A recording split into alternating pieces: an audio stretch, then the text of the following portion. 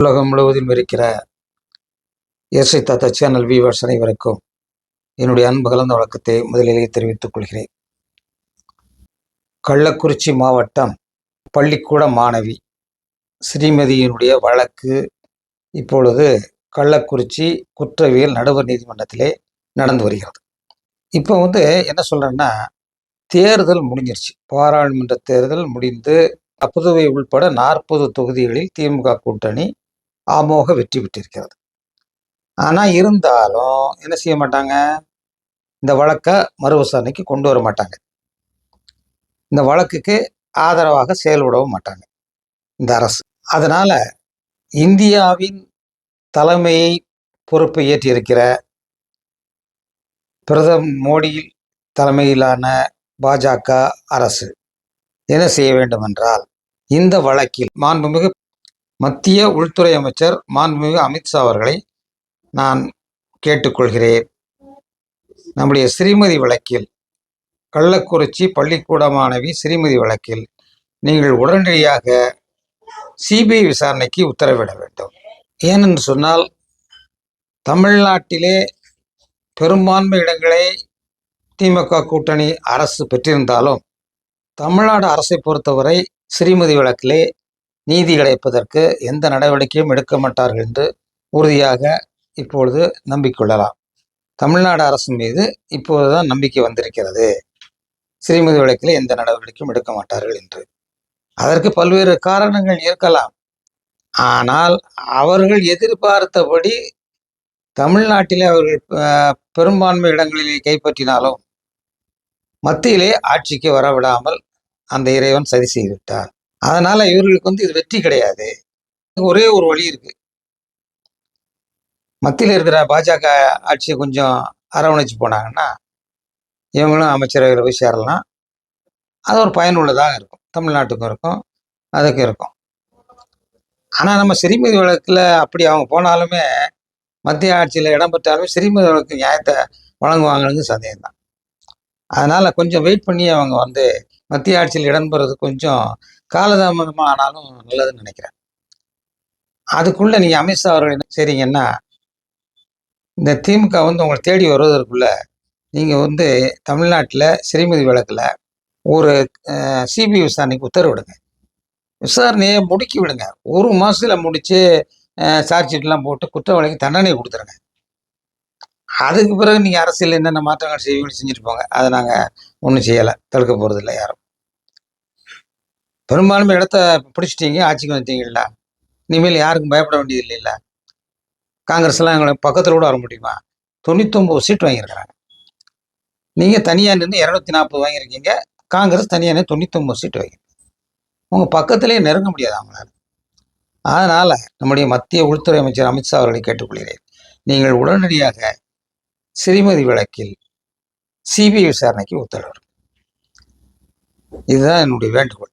இதற்கு நம்முடைய அண்ணாமலை இருக்கார் பாருங்க, தமிழக பாஜக தலைவர், விளையாட்டு பிள்ளையா இருக்காருங்க.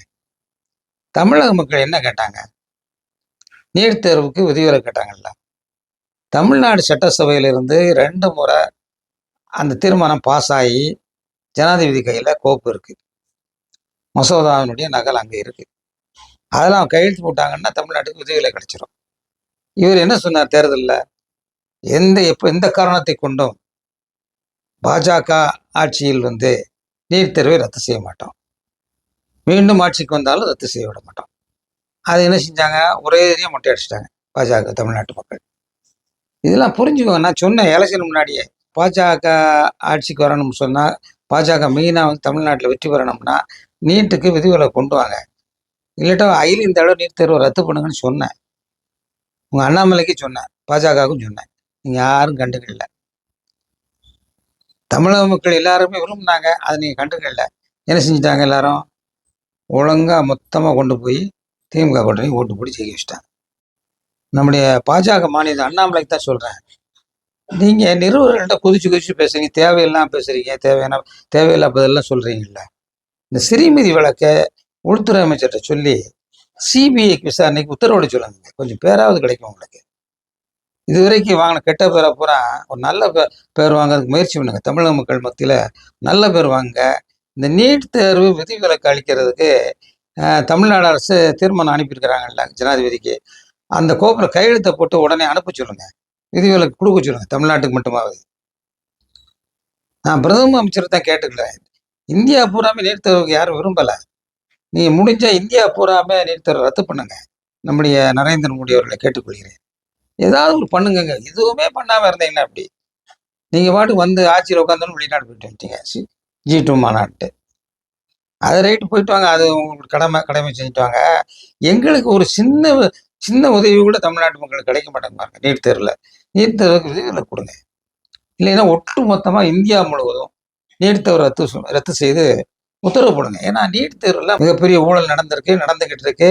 அதை வச்சு தனியார் நிறுவனங்கள் இருக்கு பாருங்க, கல்வி நிறுவனங்கள், நீட் கோச்சிங் சென்டர், அவங்களாம் கோடிக்கணக்கில் சம்பாதிச்சுட்டு இருக்காங்க. மாணவர்களை ஏமாத்தி, பெற்றோர்களை ஏமாத்தி அவங்கள்ட்ட காசை பிடிங்கி கோடிக்கணக்கில் சம்பாதிச்சு அவங்க பெரிய முதலாளி ஆகிட்டு இருக்காங்க. நீங்கள் முதலாளிக்கு தான் சப்போர்ட் பண்ணீங்கன்னா பண்ணிட்டு போங்க. ஏழை எளியவர்களுடைய மக்கள்லாம் வந்து டாக்டர் ஆகணும்னா, மருத்துவருக்கு போகணும்னாங்க, நீட் தேர்வு ரத்து பண்ணுங்க. கிராமத்தில் உள்ளவங்களும் எப்படி மருத்துவராக போக முடியும் நீட் தேர்வு வச்சிங்கன்னா? நல்லா யோசிச்சு பாருங்க. இதெல்லாம் எவ்வளோ நாளைக்கு தான் சொல்லிக்கிட்டே இருக்கிறது?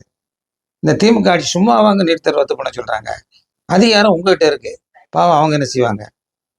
அதனால உடனடியாக நம்முடைய தமிழிசை அவர்கள் எவ்வளவு சண்டையெல்லாம் போடுறீங்களா கட்சிக்குள்ள, உங்க உள்துறை அமைச்சர்கிட்ட போய் நேரடியாக பார்த்து சொல்லுங்க, சண்டை போடுங்க. அவர் அன்னைக்கு சண்டை போட்டாரு, அது மறந்துடுங்க. நீங்க போய் சண்டை போட்டு ஐயா நீட் தேர்வு தமிழகத்திற்கு தூக்குங்க, இல்லை இந்தியா முழுவதும் தூக்குங்க, ஏதாவது ஒன்று பண்ணுங்கன்னு சொல்லுங்க. தமிழ்நாட்டில் பாரதிய ஜனதா கட்சிக்கு தமிழ்நாட்டில் ஒரு நல்ல பேரை சம்பாதிச்சு கொடுக்கறதுக்கு இனியாவது முயற்சி பண்ணுங்க. நீங்க நீட் தேர்வை முதல்ல ரத்து பண்ணிட்டாலே அதுவே பாஜகவுக்கு மிகப்பெரிய வெற்றி, நல்ல பேர் கிடைக்கும். அடுத்து 2020 சட்டசபையில் ஜெயிச்சு தனிப்பட்ட முறையில் ஆட்சிக்கு வரணும்னு நினைக்கிறீங்களா? இதெல்லாம் செஞ்சா தாங்க வர முடியும். தமிழ்நாட்டில் நீட் தேர்வை ரத்து பண்ணுங்க, இல்லைன்னா அகில இந்திய அளவில் ரத்து பண்ணி முடிச்சிருங்க அந்த கதையை. ஏன்னா அது பெரிய ஊழல் சாம்ராஜ்யம் நடந்துகிட்டு இருக்கு, உங்களுக்கே தெரியும். மக்களுக்கு கொஞ்சம் கூட விருப்பம் இல்லை. மக்கள் பணம் பூராமே காலியாகிட்டு இருக்கு. ஒரு கொள்ளையடிக்கிற மாதிரி தனியார் கூட்டம், ஒரு கல்வி கூட்டம் கொள்ளையடிச்சிட்டு இருக்காங்க. அதனால முதல்ல அதை காலி பண்ணுங்க. இந்தியா முழுவதும் நீட் தேர்வை காலி பண்ணுங்க. நம்முடைய விளையாட்டுத்துறை அமைச்சர் மாண்புமிகு உதயநிதி அவர்கள் வந்து இப்போ நீட் தேர்வை பற்றி சொல்லிட்டு வர்றாங்க. அதுக்கு நாங்கள் வந்து குரல் கொடுத்துக்கிட்டு இருக்கோம். நீட் தேர்வை கூடிய விரைவில் விதிவிலக்கு வாங்கி கொடுப்போம்னு சொல்லிட்டு இருக்கீங்க. ஆனால் நீங்கள் பேசுகிறத பார்த்தா வாங்கி கொடுக்குற மாதிரி தெரியல. ஏதோ மேலோட்டமாக பேசி மக்களை ஏமாத்துற மாதிரி தான் தெரியுது. நிச்சயமாக நான் சொல்கிறேன், உறுதியாக சொல்கிறேன். நீங்கள் உண்மையாக பேசலாம். நீங்களும் உடந்தையா இருக்கிற மாதிரி தான் எனக்கு தெரியுது. நீங்கள் நல்லவங்களா இருந்திருந்தீங்கன்னா இதுக்குள்ளேயே போய் சுப்ரீம் கோர்ட்டில் ஒரு வழக்கை போட்டு நீட் தேர்வுக்கு விதிவிலக்கு வாங்கியிருப்பீங்களா? ஏன்னா அந்த அம்மா கைக்கு போயிடுச்சு. ஜனாதிபதிட்ட மசோதா 2 தடவை பாஸ் பண்ணி சட்டசபையிலேருந்து பாஸ் பண்ணி போயிட்டாலே ஜனாதிபதி வந்து உடனே கையெழுத்து போடணும். அவங்க கையெழுத்து போடுறது தாமதப்படுத்துகிறாங்க. அப்போ நீங்கள் என்ன செஞ்சுருக்கணும்? சுப்ரீம் கோர்ட்டுக்கு போய் உடனே வந்து அங்கே வழக்கு தொடர்ந்து விதிவிலக்கு வாங்கியிருக்கணும். எந்த நடவடிக்கையும் எடுக்கலாம். அப்போ நீங்களும் அந்த பணக்காரங்களுக்கு நீட் தேர்வு கோச்சிங் சென்டர் வச்சிருக்கவங்களுக்கு ஆதரவாக செயல்படுதுன்னு அர்த்தம். எனக்கு அதில் ஒரு டவுட் இருக்கு. அது உண்மையாக கூட இருக்கலாம். அதாவது நான் வந்து நம்முடைய முதலமைச்சர் மு.க.ஸ்டாலின் அவர்களுக்கு ஒரு வேண்டுகோளை வைக்கிறேன். இப்போ உங்களுக்கு பிறகு உதயநிதி அவர்கள் வந்து தமிழ்நாட்டின் முதலமைச்சராக வரணும். அதுக்கு பிறகு உங்கள் பேரன் வந்து தமிழ்நாட்டினுடைய முதலமைச்சராக வரணும். இப்படியெல்லாம் நாங்கள் கற்பனை பண்ணிக்கிட்டு இருக்கிறோம். என்னை போன்ற மூத்த குடிமக்கள் கற்பனை செஞ்சுக்கிட்டு இருக்கிறோம், இந்த ஆட்சி தொடர்ந்து வரணும்னு சொல்லி. ஆனால் நீங்கள் என்ன பண்ணிக்கிட்டு இருக்கீங்க? ஸ்ரீமதி வழக்கில் முறையான மறு விசாரணைக்கு உத்தரவிடலை. அதுக்கடுத்து நீட் தேர்வில் உண்மையாக போராடி விதிவிலக்கு வாங்கி கொடுக்கல, எதுவுமே செய்யலை. ஆனால் இப்போ எப்படி ஜெயிச்சிருக்கீங்கன்னு சொன்னால் எதிர்கட்சி கூட்டணி சரியா இல்லை. அதனால திமுகவுக்கு கிடைக்கக்கூடிய வாக்குகள் சரியா கிடைச்சா அதில் ஜெயிச்சிட்டீங்க. எதிர்கட்சி கூட்டணி வந்து சரியா இருந்திருந்தானா நீங்க ஜெயிக்கிறது கஷ்டம். ஒரு பாதி இடம் தான் வந்திருப்பீங்க. நான் ஏற்கனவே முன்னாடி சொல்லியிருக்கேன், அது மாதிரி அப்படிதான் வந்திருப்பீங்க. அடுத்து வந்து மகளிருக்கு வந்து பாதி பேர் கூட இந்த 1000 ரூபா கொடுக்கல. குறைஞ்ச அளவுக்கு 1 கோடி பேருக்கு கொடுத்துருக்கீங்கன்னு நினைக்கிறேன். 1 கோடி சொச்சம் பேர் கொடுத்துட்டு மீதி பேருக்கெல்லாம் கொடுக்கல. அந்த 1,00,00,000 பேர் ஓட்டு போட்டாலே நம்ம திமுக ஜெயிச்சிரும் நம்பி தான் நீங்க குடுக்காம விட்டுருக்கீங்கன்னு எனக்கு தெரியும். நீங்க கணக்கு பார்க்கும்போது அப்படித்தான் தெரியுது. 1,00,00,000 பேருக்கு போட்டா போதும் ஆட்டோமேட்டிக்கா நம்ம ஜெயிச்சிடலாம். சட்டசபை தேர்தல்ல பிறகு பார்த்துக்கிடுவோம் அப்படின்னு சொல்லி நினைச்சிருக்கீங்க. சரி ரைட் உங்க நினைப்பு கரெக்ட் தான். அப்போ மீதி உள்ள எல்லா ரேஷன் கார்டுகளுக்கும் இந்த 2 வருஷத்துல குடுத்து முடிங்க ரூ. 1000 குடுத்து முடிச்சுன்னா சட்டசபையிலும் ஈஸியா நீங்க கேட்ட மாதிரி 200 தொகுதியிலும் வந்துடலாம். 234 தொகுதிக்கு 200 தொகுதி உறுதியா நீங்க வந்துடலாம். உங்க கணக்குப்படி எல்லா ரேஷன் கார்டுகளுக்கும் மாசம் 1000 கொடுக்க ஆரம்பிச்சிட்டீங்கன்னா 2 வருஷம் கொடுத்துக்கிட்டே வந்தேன்னு வச்சுக்கோங்களேன், 200 தொகுதியில திமுக கூட்டணி உறுதியாக வெற்றி அடையும்.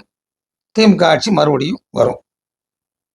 நீங்க முதலமைச்சர் உதயநிதி ஸ்டாலின் அவர்களை முதலமைச்சராகி பார்த்துடலாம். உங்க ஆசையை நிறைவேறும். அதனால என்ன செய்ய வேண்டியது இருக்குன்னா, ரேஷன் கார்டு வச்சுதான் கணக்கு. எத்தனை ரேஷன் கார்டு இருக்கோ அத்தனை பேருக்கும் நீங்க 1000 கொடுத்துருங்க. முடிஞ்சிச்சு. கொடுத்து முடிச்சிட்டீங்கன்னா ஒரு 3 மாசம் எல்லாம் கொடுக்க ஆரம்பிச்சிருங்க. அவங்க வாங்கட்டும். ஒரு வருஷம் 9 மாசம் வாங்குவாங்க. கிளீனா ஓட்டு போட்டுருவாங்க. ஆட்டோமேட்டிக்கா 200 தொகுதி ஜெயிச்சிடலாம். நீங்க உங்க வழியில நீங்க போங்க. அது ஒரு பக்கம் இருக்கட்டும். ஒரு ஐடியா சொல்றேன். நீங்க என்ன கணக்கு போட்டீங்க? 1 கோடி பேருக்கு கொடுத்தா பார்லிமெண்ட்ல ஜெயிச்சிடலான்னு போட்டீங்க. அது கரெக்டா ஜெயிச்சிட்டீங்க. அடுத்து மிச்சம் உள்ள பெண்களுக்கு கொடுத்துட்டீங்கன்னா சட்டசபையிலும் ஜெயிச்சிடலாம். அந்த கணக்கு விட்டுருங்க. இப்ப ஆட்சியில் இருக்கும்போது என்ன செய்ய போறீங்க? ஒண்ணுமே செய்யலைங்க. இந்த சிறுமதி வழக்க முடிக்க முடியல. இது உடனே முடிக்கிற ஒரு முதலமைச்சருக்கு அதிகாரம் இல்லையாங்க? ஏங்க மக்களை போட்டு இப்படி ஏமாத்திட்டு இருக்கீங்க? உங்களிடம் ஏமாந்து ஓட்டு போட்டாங்க உங்களுக்கு. நல்லா தெரியுது இல்ல? உங்க சொந்தக்காரங்கள்லயோ நண்பர்கள் வட்டாரத்திலேயோ அல்லது உங்க குடும்பத்திலேயோ இப்படி ஒரு பெண்ணுக்கு அநீதி இழைக்கப்பட்டால் நீங்க பார்த்துட்டு சும்மா இருப்பீங்களாங்க? உங்க ஃபுல் ஃபோர்ஸ் உங்கள் முழு அதிகாரத்தையும் பயன்படுத்துவீங்கள்ல? எப்படி உங்களுடைய கட்சி அமைச்சர் பொன்முடியை உள்ள கொண்டு போனாங்க கேஸ்ல, நீங்க எப்படி பாடுபட்டு அவர் வெளியில கொண்டு மறுபடியும் அமைச்சர் பதவி கொடுத்துருக்கீங்க. இதெல்லாம் கரெக்டா பண்றீங்கல்ல? ஆட்சி அதிகாரத்தை கைப்பற்றதுல கரெக்டா இருக்கீங்க. இந்த ஏழை மக்களுக்கு நீதி இழைக்கிற கொஞ்சம் கரெக்டா இது பண்ணுங்க. இதுக்கு போய் நாங்க மத்திய அரசிட்ட போய் சிபிஐ விசாரணை வைங்கன்னு சொல்லி கேட்கணும். ஒரு தமிழன் போய் தமிழ்நாட்டு மக்கள் போய் அவங்கள்ட்ட போய் கெஞ்சணுமாங்க? அதெல்லாம் பாருங்க. முதல்ல ஸ்டாலின் அவர்கள் பாருங்க. தமிழ் மக்களுக்கு எதுவுமே செய்யல. தமிழ் மொழிக்கு எதுவும் செய்யல. இந்த அகவை தமிழ் அறிஞர்களுக்கு இந்த ஜெயலலிதா அம்மா முதலமைச்சராக இருக்கும்போது மாசம் 4,000 கொடுக்க ஆரம்பிச்சாங்க. நீங்க வந்த பிறகு 3 வருஷம் ஆச்சு. அந்த 4,000 அப்படியே தான் இருக்கு. அவங்க 10,000 கேட்டுக்கிட்டு இருக்காங்க. மாசம் 10,000. தமிழர்கள் எத்தனை பேர் போயிருப்பாங்க? கூட மிஞ்சி மிஞ்சி போனா 200 பேர் இருப்பாங்க. சராசரி 200 பேர் தான் வந்துட்டு இருக்காங்க. அந்த 200 பேருக்கு மாசம் 10,000 கொடுத்தாப்புல உங்களுக்கு என்ன குறைஞ்சு போக போறீங்க? அகவை மிகுந்த தமிழ் அறிஞர்களுக்கு மாசம் 10,000 உதவி உடனே கொடுங்க. நீ தமிழ் மொழிக்கு என்ன செஞ்சிருக்கீங்கிறத நான் இப்ப கணக்கு போட்டு பார்க்கறதுக்கு சொல்ல நேரம் இல்லை. இந்த தமிழ் அறிஞர்களுக்கு இந்த 10,000 கொடுங்க. பிழைச்சிட்டு போட்டோம். சுதந்திர தினத்துக்கு எந்த காலத்திலே போராடினவங்க அவங்க எல்லாம் இறந்துட்டாங்க. அவங்க குடும்ப வாரிசு 25,000 வாங்கிட்டு இருக்காங்க மாசம். தமிழக முதலமைச்சர் மாண்புமிகு மு.க. ஸ்டாலின் அவர்களும் வருங்காலத்தில் தமிழ்நாட்டை ஆளப்போகிற மாண்புமிகு உதயநிதி அவர்களும் இந்த சிறுமதி வழக்குல கொஞ்சம் அக்கறை எடுத்துக்கோங்க. நம்முடைய அரசை தாத்தா வீவர்ஸ் அனைவரும் இதை பார்த்துக்கிட்டு இருக்கிறீங்கல்ல, நான் நல்ல விஷயத்தை தான் எங்கள் சேனலில் சொல்லிக்கிட்டு இருக்கிறோம். அதனால தயவு செய்து சப்ஸ்கிரைப் பண்ணுங்க. வேற ஒன்றும் எங்களை செய்ய வேண்டாம். நீங்க சப்ஸ்கிரைப் பண்ணுங்க, ஷேர் பண்ணுங்க, கமெண்ட்ஸ் அப்புறம் செக்ஷன்ல கொடுங்க. நன்றி, வணக்கம்.